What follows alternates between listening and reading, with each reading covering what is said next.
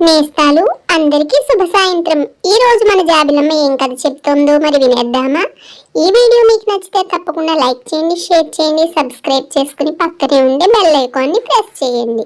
అనగనగా హేలాపురి అనే ఊళ్ళో గుప్తధనుడు అనే వ్యాపారి ఉండేవాడు.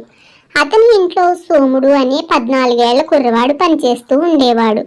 సోములు తండ్రి గుప్తధనుడి ఇంట్లో పనివాడుగా ఉంటూ హఠాత్తుగా మరణించడంతో అప్పటికే తల్లిని పోగొట్టుకున్న సోములు చిన్నతనంలోనే యజమాని ఇంట్లో పనిలో చేరతాడు. వాడు గుప్తధనుడి ఇంట్లో వెనక ఉన్న తోటలోని పాకలో ఉండేవాడు. గుప్తధనుడు నెల తిరిగేసరికి సోములకు జీతం రూపేణా ఎంతో కొంత ఇస్తూ ఉండేవాడు.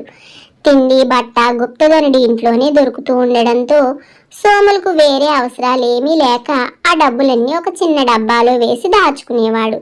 గుప్తధనుడి ఇంట్లో ఎవరికి ఏ అవసరం వచ్చినా సోముల మీదే ఆధారపడేవారు. రోజులు ఇలా గడుస్తూ ఉండగా ఒకరోజు ఉదయం నూతిలో నుండి నీళ్లు తోడి తొట్టెలు నింపుతున్న సోములతో గుప్తధనుడు, ఒరే సోములు, బారెడు పొద్దెక్కిపోతున్నా ఇంకా పాలు పిండలేదేమిట్రా? పిల్లలు పాల కోసం గోల పెడుతున్నారు అంటాడు గట్టిగా గదమాయిస్తున్నట్టు. ఆ మాటలకు సోములకు కోపం వచ్చి, అయ్యా, మా అమ్మా నాన్నలు నాకు పెట్టిన పేరు సోమశేఖర ప్రసాద్. అలా పిలవకుండా మీరిలా ఒరే సోములు అని పిలవడం ఏమీ బాగాలేదండి అంటాడు. గుప్తధనుడు ఆశ్చర్యపోతాడు. ఇంట్లో వాళ్ళందరికీ వాడిని సోములు అని పిలవడమే అలవాటు. అయినా ఇంతకు ముందు ఎప్పుడు ఇలా దురుసుగా వాడు మాట్లాడలేదు. ఈ రోజు వీడికి ఏమైందబ్బా అనుకుంటూ గుప్తధనుడు, అలాగేనండి సోమశేఖర ప్రసాద్ గారు, కాస్త గేదె పాలు తీస్తారా అంటాడు వేళకోళంగా.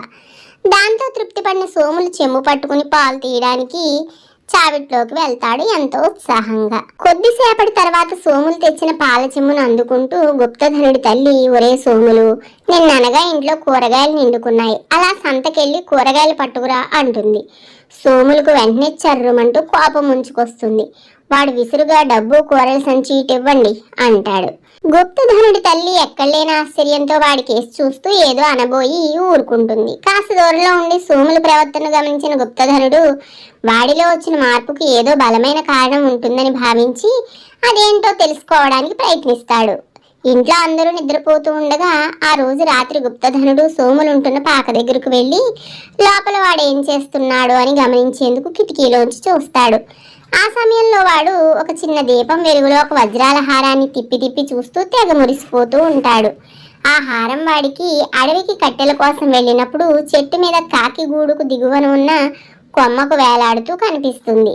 హారాన్ని కాకి గ్రామంలో ఎవరి మెడలో నుంచో జారిపడగా ఏదో తినే వస్తువుని గూటికి తెచ్చి కాదని తెలుసుకుని కొమ్మల్లో వదిలేసి ఉంటుంది. సోముల్లో వచ్చిన మార్పుకు ఆ వజ్రాల హారం కారణమని గుప్తధనుడికి తెలిసిపోతుంది. ఈ విధంగా కొద్ది రోజులు గడుస్తాయి. ఆ ఏడు గుప్తధనుడి తోటలో అరటి గెలలు చాలా కాస్తాయి. గుప్తధనుడు సోములతో కాస్త వెటకారంగానే, సోమశేఖర ప్రసాద్ గారు, అరటి గెలలు దింపించి సుగంధపురి సంతలో అమ్ముకొద్దామా అంటాడు. అందుకు సోములు సంతోషంగా తలూపుతాడు. ఆ సాయంత్రం వాళ్ళిద్దరూ అరటి గెలలతో సంతకు వెళ్తారు. గుప్తధనుడు వాటిని అక్కడ దుకాణదారులకు అమ్మి ఇక తిరుగు ప్రయాణానికి సిద్ధమవుతూ ఉండగా సోములు ఆయనతో, నేను సంతలో కొద్దిసేపు తిరిగి దుకాణాల్లో ఎలాంటి వస్తువులు అమ్ముతున్నారో చూసి రావాలనుకుంటున్నాను అంటాడు. సరే, అలాగే వెళ్ళిరా అంటాడు గుప్తధనుడు. అరగంట తర్వాత వాడు తల వంచుకుని నేల చూపులు చూస్తూ గుప్తధనుడి దగ్గరకు వచ్చి, అయ్యగారు, తమరి ఇష్టం, బయలుదేరదామంటారా అంటాడు పీల గొంతుతో. అలాగే సోమశేఖర ప్రసాద్ గారు అంటాడు గుప్తధనుడు. ఆ వెంటనే సోములు దీనంగా ముఖం పెట్టి, నేను తమ ఇంటి పనివాణ్ణి అయ్యగారు, తమ కళ్ళెదుట పుట్టి పెరిగిన వాణ్ణి, తమరు నన్ను ఒరే సోములు అని పిలిస్తే సంతోషంగా ఉంటుంది అంటాడు. ఒక్క అరగంట కాలంలో వాడిలో ఇంత మార్పు ఎందుకు వచ్చిందో గుప్తధనుడికి అర్థం కాక వాడికేసి ఆశ్చర్యంగా చూస్తాడు. దానిని గ్రహించిన సోములు, అయ్యగారు, ఒక సంగతి తమరు క్షమిస్తానంటే చెబుతాను అంటాడు. ఏమిటి అన్నట్టు చూస్తాడు గుప్తధనుడు. వారం రోజుల క్రితం నాకు ఒక వజ్రాల హారం దొరికింది.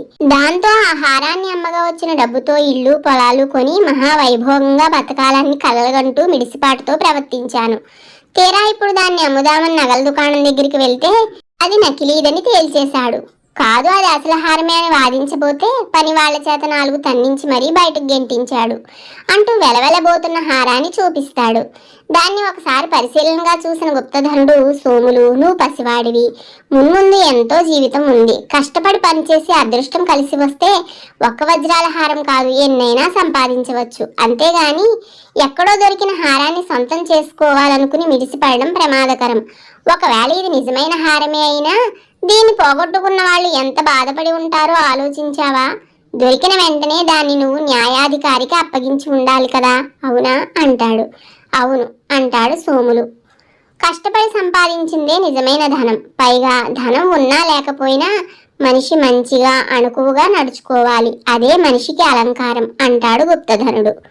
సోములు తాను చేసిన తప్పును తెలుసుకుని ఆ రోజు నుంచి కష్టపడి పనిచేస్తూ మంచి పేరు తెచ్చుకుంటాడు.